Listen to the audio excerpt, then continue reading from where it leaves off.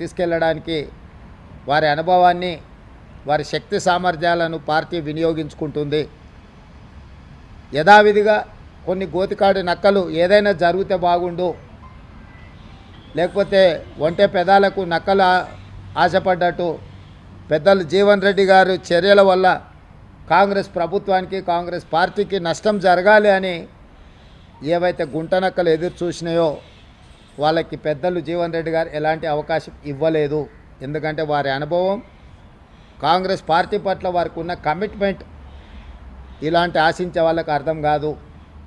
కాబట్టి ఈరోజు మీడియా మిత్రుల ద్వారా తెలంగాణ ప్రజలకు, జీవన్ అనే అభిమానులకు, కాంగ్రెస్ పార్టీ కార్యకర్తలకు, ఈ ప్రభుత్వంలో ఈ పార్టీలో వారి గౌరవానికి, వారి అనుచరులకు, వారి సహచరులకు, కాంగ్రెస్ పార్టీ కార్యకర్తలకు ఎలాంటి కష్టము నష్టం జరగకుండా పార్టీ చర్యలు చేపడుతుందని పార్టీ ఆదేశించింది, చేపట్టాలని చెప్పింది.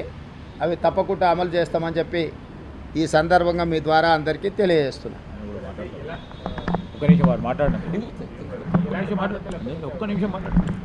పార్టీ నిరంతర ప్రక్రియ.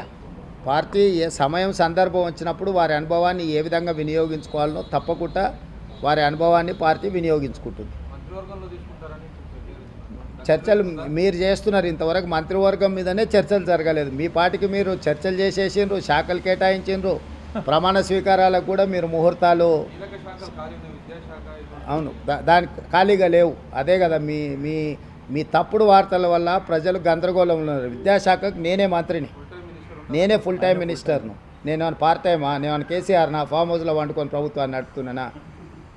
నేను వీడికి వచ్చిన 4 రోజుల నుంచి ఎన్ని శాఖల మంత్రులను కలిసినా ఏ శాఖ ఖాళీ లేదు. అన్ని శాఖలకు మంత్రులు ఉన్నారు. నా దగ్గర ఉన్న శాఖలకు నేను క్రియాశీలక మంత్రికి ఏమైనా పరీక్షలు నిర్వహించకుండా వదిలేసినామా?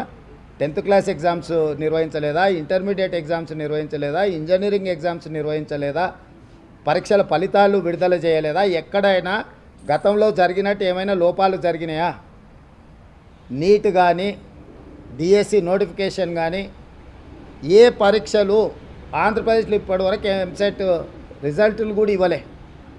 మేము ఆల్రెడీ ఫలితాలు ప్రకటించేసి భవిష్యత్ కార్యాచరణ కూడా స్పష్టంగా చెప్పినాము. ఇప్పటి వరకు మీ ద్వారా సూటిగా నేను సవాల్ విసురుతున్నా.